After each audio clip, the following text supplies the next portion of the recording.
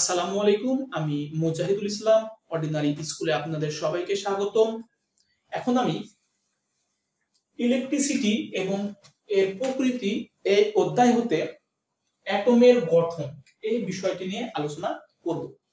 Atom শব্দের অর্থ হচ্ছে পরমাণু, অর্থাৎ একটা পরমাণু কি কি উপাদান নিয়ে গঠিত এই বিষয়টি নিয়ে আজকে আমরা আলোচনা করব। তো ফার্স্টে আমরা কিছু কথা জেনে নিই। সকল পদার্থ, সেটা হোক কঠিন, তরল অথবা বায়বীয়, এই সকল পদার্থ কিছু ক্ষুদ্র ক্ষুদ্র কণার সমন্বয়ে গঠিত। এই সমস্ত ক্ষুদ্র ক্ষুদ্র কণাকে মূলত বলা হয় ক্ষুদ্র ক্ষুদ্র কণাকে বলা হয় মূলত অণু।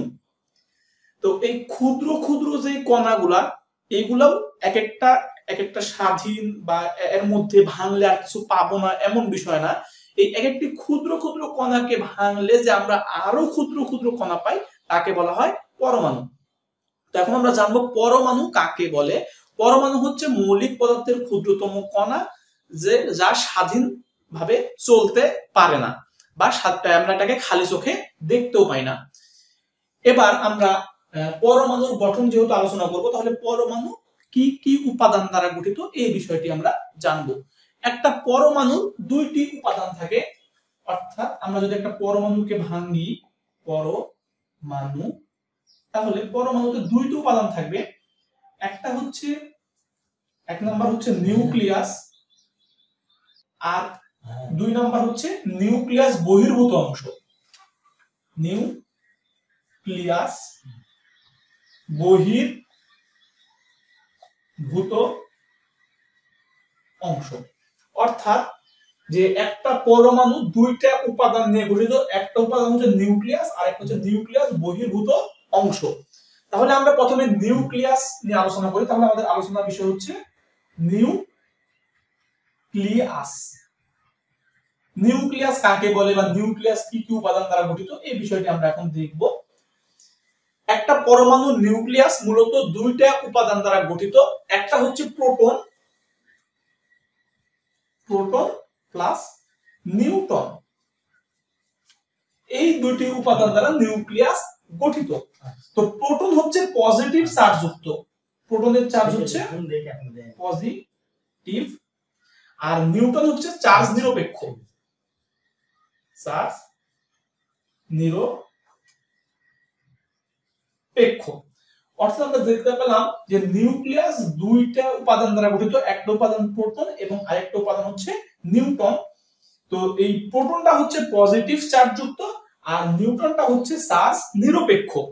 তো নিলস বোর 1913 সালে উনি প্রোটন এবং নিউট্রন দিয়ে যে নিউক্লিয়াস গঠিত এই কথাটি বলেন, এবং এই কথাটি বলার ফলে সবাই জানতো যে নিউক্লিয়াসে শুধুমাত্র দুটো উপাদান থাকে, একটা হচ্ছে প্রোটন আর একটা উপাদান হচ্ছে নিউট্রন। তো এরপরে কিছু গবেষণার ফলে এখানে আরো কিছু কণার অস্তিত্ব পাওয়া গেছে। সেই কণাগুলো হচ্ছে মেসন কণা, নিউট্রিনো কণা,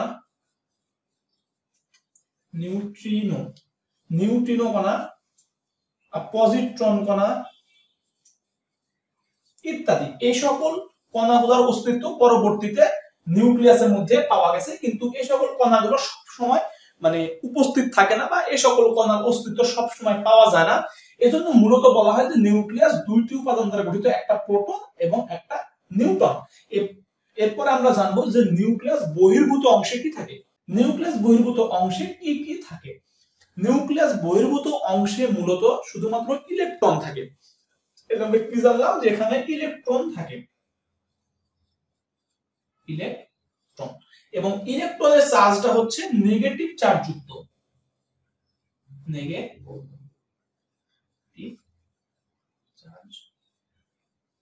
অর্থাৎ ইলেকট্রনটা হচ্ছে ঋণাত্মক চার্জ যুক্ত, এবং এটি নিউক্লিয়াসকে কেন্দ্র করে বিভিন্ন কক্ষপথে ঘুরতে থাকে। তো এখানে একটা গুরুত্বপূর্ণ বিষয় হচ্ছে সকল ইলেকট্রন একটা কক্ষপথে থাকে না, বিভিন্ন কক্ষপথে বিভিন্ন সংখ্যক ইলেকট্রন থাকে, অর্থাৎ বিভিন্ন কক্ষপথের ইলেকট্রন ধারণ ক্ষমতা বিভিন্ন রকমের। অর্থাৎ প্রথম কক্ষপথে যে কটা ইলেকট্রন থাকবে দ্বিতীয় কক্ষপথে ঠিক সে কটা ইলেকট্রন থাকবে না, সেখানে বেশি ইলেকট্রন থাকবে। আমরা দেখবো যে বিভিন্ন কক্ষপথে ইলেকট্রন মানে কোন নিয়ম মেনে চলে বা কয়টি করে ইলেকট্রন থাকে এই বিষয়টি আমরা দেখব। তাহলে এখন আমরা দেখব বিভিন্ন কক্ষপথে ইলেকট্রন, বিভিন্ন কক্ষপথের ইলেকট্রন সংখ্যা, অর্থাৎ বিভিন্ন কক্ষপথে কতগুলা করে ইলেকট্রন থাকে এই বিষয়টি জানবো। এটা আমরা একটা সহজ সূত্রের সাহায্যে মনে রাখতে পারি যে 2n², অর্থাৎ বিভিন্ন কক্ষপথে ইলেকট্রন 2n² এই সূত্রটি মেনে চলে। অর্থাৎ প্রথম কক্ষপথে ইলেকট্রন থাকে, প্রথম কক্ষপথে ইলেকট্রন থাকে সমান 2 × 1² মানে 2টি, দ্বিতীয় কক্ষপথে ইলেকট্রন থাকে 2 × 2² মানে 8টি, তৃতীয় কক্ষপথে ইলেকট্রন থাকে 2 × 3² মানে 18টি, চতুর্থ কক্ষপথে ইলেকট্রন থাকে 2 × 4² মানে 32টি। অর্থাৎ বিভিন্ন কক্ষপথে ইলেকট্রন এইভাবে থাকে, অর্থাৎ 2n² এই রুলসটি মেনে থাকে। অর্থাৎ প্রথম কক্ষপথে ইলেকট্রন থাকে 2টি, দ্বিতীয় কক্ষপথে ইলেকট্রন থাকে 8টি, তৃতীয় কক্ষপথে ইলেকট্রন থাকে 18টি এবং চতুর্থ কক্ষপথে ইলেকট্রন থাকে 32টি। তাহলে বিভিন্ন কক্ষপথে কয়টি করে ইলেকট্রন থাকে সেই বিষয়টি আমরা জানলাম। এখন যদি আমরা দেখি যে একটা অ্যাটমের গঠন কেমন হয়, তাহলে এখন আমরা কপার বা তামা, এই তামার অ্যাটমের গঠন প্রণালীটা আমরা দেখব। তাহলে আমাদের এখন দেখব হচ্ছে কি কপার বা তামা, কপার বা তামার ইলেকট্রন বিন্যাস, ইলেকট্রন বিন্যাস, অর্থাৎ তামা বা কপারের ইলেকট্রন গুলা কি অবস্থায় থাকে, অর্থাৎ কোন কক্ষপথে কয়টি করে ইলেকট্রন থাকে এই বিষয়টি আমরা দেখব এখন। তাহলে কপারের ইলেকট্রন সংখ্যা হচ্ছে 29, কপারের ইলেকট্রন সংখ্যা হচ্ছে 29।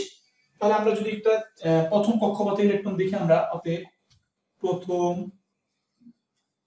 কক্ষপথে ইলেকট্রন সংখ্যা আমরা জানি প্রথম কক্ষপথে ইলেকট্রন থাকে 2টি,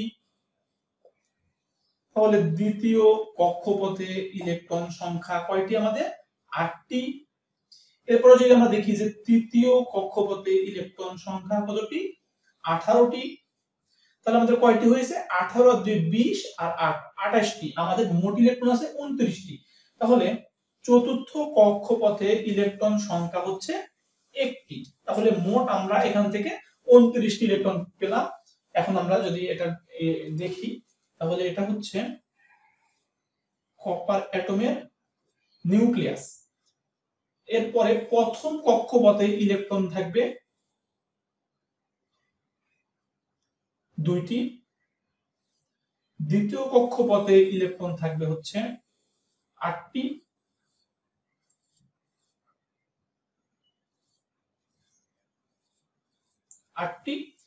এরপরে তৃতীয়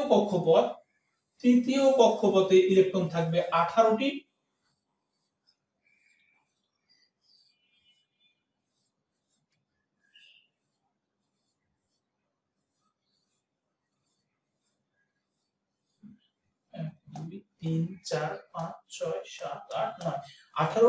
এবং শেষ কক্ষপথ অর্থাৎ চতুর্থ কক্ষপথে ইলেকট্রন থাকবে আমাদের 1টি। আমরা 2টি করে ইলেকট্রন এক জায়গায় দিয়েছি কারণ আমরা জানি যে ইলেকট্রন সর্বদা জোড়ায় জোড়ায় অবস্থান করে, অর্থাৎ একটা জায়গায় 2টা করে ইলেকট্রন থাকবে, ইলেকট্রন কখনো একা একা অবস্থান করে না, এই জন্য আমরা 2টা করে ইলেকট্রন একসাথে দিয়েছি। তাহলে আমরা কপার 29 বা তামার ইলেকট্রন বিন্যাসটি দেখলাম যে প্রথম কক্ষপথে ইলেকট্রন থাকে 2টি, তারপরে থাকে 8টি, তারপরে 18টি, তারপরে থাকে 1টি। তাহলে এখান থেকে আমরা অ্যাটমের গঠন প্রণালীটা বুঝতে পারলাম। কিন্তু অ্যাটমের গঠন প্রণালী প্রথমে কিভাবে আসছে বা কোথা থেকে অ্যাটমের গঠন প্রণালী সম্পর্কে বিজ্ঞানীরা চিন্তা ভাবনা করেছেন সেই বিষয়টি আমরা এখন জানব। অ্যাটমের গঠন প্রণালী আবিষ্কারের অলৌকিক ঘটনা।